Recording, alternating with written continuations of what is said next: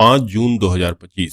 CJI BR Gavai ने judiciary की दुखती रग को एक बार फिर से छेड़ दिया है। उन्होंने कहा है कि जस्टिस लोग रिटायर होते ही जिस तरह से कोई सरकारी पोस्ट ले लेते हैं या फिर चुनाव लड़ने उतर पड़ते हैं, उनकी ये हरकतें जुडिशरी में जनता के भरोसे को कमजोर करती हैं।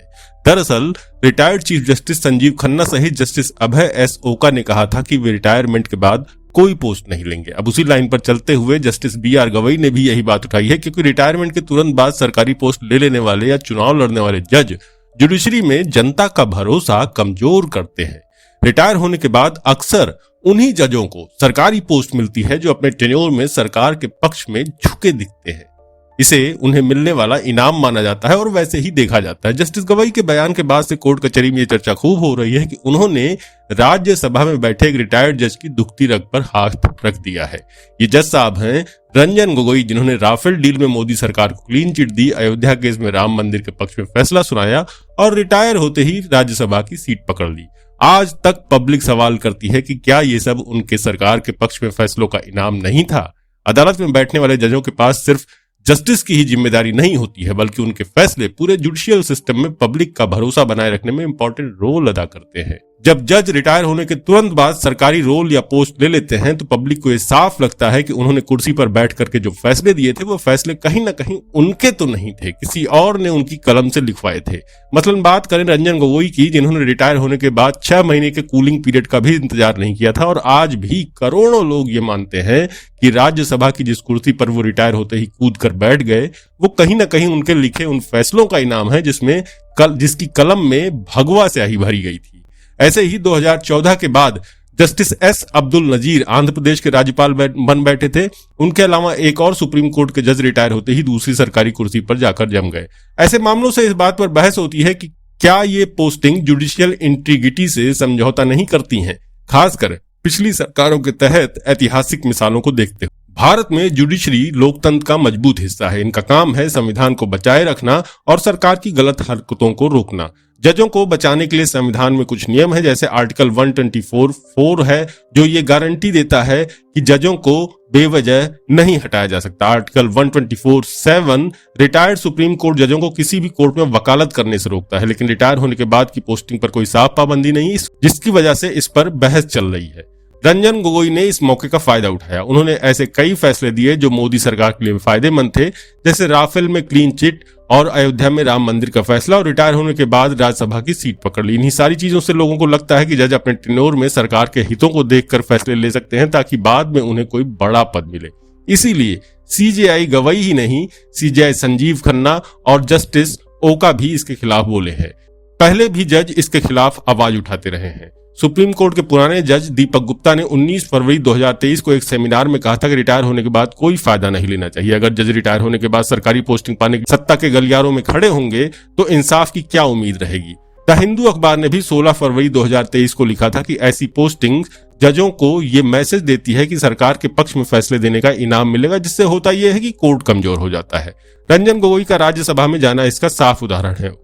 उनके फैसले जैसे राफेल और अयोध्या मोदी की सरकार के लिए फायदेमंद थे और बदले में उन्हें राज्यसभा की सीट मिली। क्या ये कोर्ट की निष्पक्षता पर सवाल नहीं उठाता है? वैसे ये बहस आज की नहीं है, बल्कि 1949 में जब संविधान बन रहा था तब भी हुई थी। केटी शाह ने कहा था कि जजों को रिटायर होने के बाद सरकारी पदों को लेने से रोका जाए, लेकिन ये सुझाव नहीं माना गया। इस वजह से इस मुद्दे पर संविधान में कुछ साफ नहीं है। जस्टिस वीडी तुलजापुरकर ने 1980 में कहा था कि जब जज रिटायर होने के बाद पॉलिटिकल लीडरों की तारीफ करते हैं तो लोगों का अदालत पर से भरोसा कम हो जाता है। 2014 से नरेंद्र मोदी की सरकार में 3 सुप्रीम कोर्ट जजों को रिटायर होने के बाद बड़े पॉलिटिकल पद मिले। जस्टिस एस अब्दुल नजीर को रिटायर होने के 1 महीने बाद आंध्र प्रदेश का गवर्नर बनाया गया, जैसा कि 16 फरवरी 2023 को खबर आई थी। जस्टिस पी सदाशिवम को केरल का गवर्नर बनाया गया, लेकिन रंजन गोगोई का मामला सबसे ज्यादा सुर्खियों में रहा। उन्होंने राफेल, अयोध्या और कश्मीर में आर्टिकल 370 जैसे मामलों में मोदी सरकार के पक्ष में फैसले दिए और रिटायर होने के 3 महीने के अंदर ही राज्यसभा में जा बैठे। बॉम्बे लॉयर्स एसोसिएशन ने भी एक बार सुप्रीम कोर्ट में याचिका दायर की थी कि रिटायर जजों को सरकारी पद लेने से पहले 2 साल का इंतजार करना चाहिए, लेकिन कोर्ट ने इसे ठुकरा दिया। इससे पता चलता है कि अभी के कानून में ऐसी चीजों की इजाजत है। रंजन गोगोई सहित कई जजों ने इसका फायदा उठाया और रिटायर होने के तुरंत बाद सरकारी कुर्सी ले ली। कुछ लोग कहते हैं कि रिटायर्ड जजों को सरकारी पद लेने से पहले कम से कम 2 साल का इंतजार करना चाहिए। साथ ही जजों को मिलकर यह फैसला करना चाहिए कि वो पॉलिटिकल पोस्टिंग्स न लें। दुनिया के कुछ देशों में रिटायर्ड जजों की गतिविधियों पर सख्त नियम है। भारत में ऐसे नियम न होने की वजह से लोग बदलाव की मांग कर रहे हैं। भारत में पहले भी जज लोग सरकारी पोस्टिंगें लेते रहते हैं और हर बार इसी वजह से उन पर सवाल उठे और अदालत को शक की निगाह से देखा गया। मसलन 1997 में जस्टिस एम फातिमा बीवी तमिलनाडु की राज्यपाल की कुर्सी पर बैठी तो जस्टिस बहारुल इस्लाम को कांग्रेस ने 1962 में राज्यसभा में ला करके बैठाया था। जस्टिस एम हिदायतुल्लाह तो 1969 में भारत के वाहक राष्ट्रपति तक रहे, वो भी पूरे 1 साल के लिए।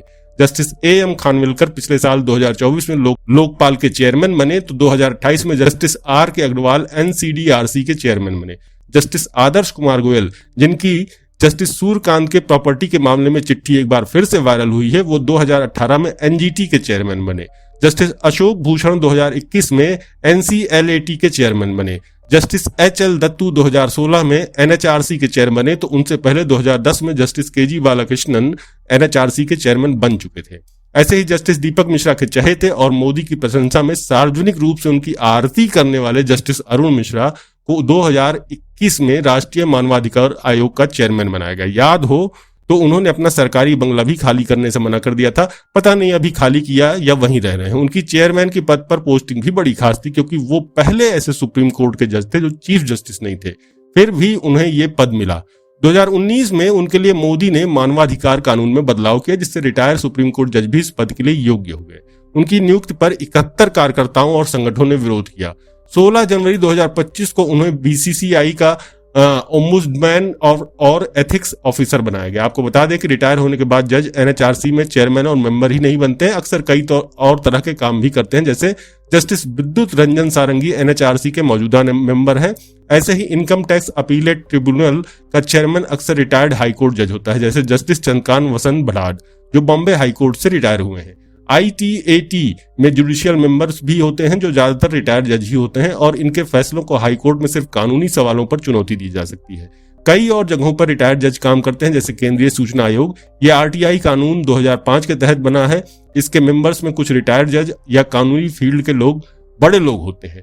अभी के मेंबर्स की लिस्ट फौरन उपलब्ध नहीं है, लेकिन पहले भी इनमें रिटायर्ड जज रहे हैं।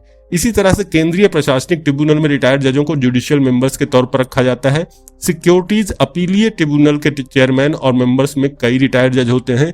रेलवे दावा ट्रिब्यूनल में भी रिटायर्ड जजों को रखा जाता है। कभी कभी रिटायर्ड जज कंपनियों के बोर्ड में सलाहकार के तौर पर भी काम करते हैं, लेकिन इसके खास उदाहरणों की जानकारी के लिए अभी और खोजने की जरूरत है।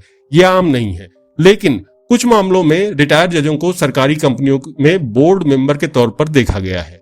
जस्टिस बीआर गवई ने कहा कि जजों का रिटायर होने के तुरंत बाद सरकारी नौकरी लेना या चुनाव लड़ना बड़े नैतिक सवाल उठाता है और कोर्ट में लोगों का भरोसा कम करता है। उन्होंने कहा कि उन्होंने रिटायर होने के बाद कोई भी सरकारी नौकरी न लेने का फैसला किया है।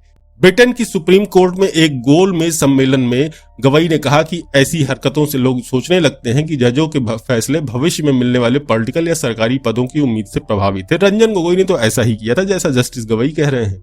रंजन गोगोई ने राफेल और अयोध्या जैसे केस में मोदी सरकार के पक्ष में फैसले दिए थे। सुप्रीम कोर्ट में बंद लिफाफों की परंपरा डाली और फिर राज्यसभा की सीट ले ली। इसी वजह से कोर्ट की आजादी, उनकी निष्पक्षता पर सवाल उठ रहे हैं और आप देखेंगे कि सुप्रीम कोर्ट पिछले 2-3 महीनों से इससे लगातार परेशान है। हर सीजेआई, कई जस्टिस इशारा कर रहे हैं कि जैसा रंजन गोगोई और अरुण मिश्रा ने किया वैसा जजों को नहीं करना चाहिए, कम से कम वो तो नहीं करेंगे। जस्टिस गवई ने खुद कहा कि अगर कोई जज रिटायर होने के फौरन बाद सरकार की कोई और नौकरी ले लेता है या जज की कुर्सी छोड़कर चुनाव लड़ने निकल पड़ता है तो ये बड़े नैतिक सवाल खड़े करता है। लोग सवाल उठाने लगते हैं। अगर कोई जज पॉलिटिकल पद के लिए चुनाव लड़ता है तो कोर्ट की आजादी और निष्पक्षता पर शक होता है। इसे लोग सरकार के पक्ष में लेने या अपने फायदे की कोशिश के तौर में देखते हैं। रिटायर होने के बाद ऐसी चीजों का वक्त और तरीका कोर्ट की ईमानदारी में लोगों के भरोसे को कम कर सकता है। इससे लगता है कि जजों के फैसले भविष्य में मिलने वाली सरकारी नौकरी या पॉलिटिकल हिस्सेदारी की उम्मीद से प्रभावित थे। इन चिंताओं को देखते हुए सीजेआई गवई ने कहा कि उन्होंने और उनके कई साथियों ने खुलकर यह वादा किया है कि वो रिटायर होने के बाद सरकार से कोई नौकरी या पद नहीं लेंगे। गवई ने कहा कि ये वादा कोर्ट की विश्वसनीयता और आजादी को बचाने की कोशिश है। उन्होंने जोर देकर कहा कि कोर्ट को सिर्फ इंसाफ ही नहीं देना चाहिए बल्कि ऐसा भी दिखना चाहिए कि वो सत्ता के सामने सच बोलने की ताकत रखता है। कोर्ट का सम्मान लोगों के भरोसे से आता है और ये भरोसा आजादी, ईमानदारी और निष्पक्षता से संविधान के मूल्यों को बनाए रखकर कमाया जाता है। इशारा साफ है कि जजों को रंजन गोगोई या अरुण मिश्रा नहीं बनना चाहिए।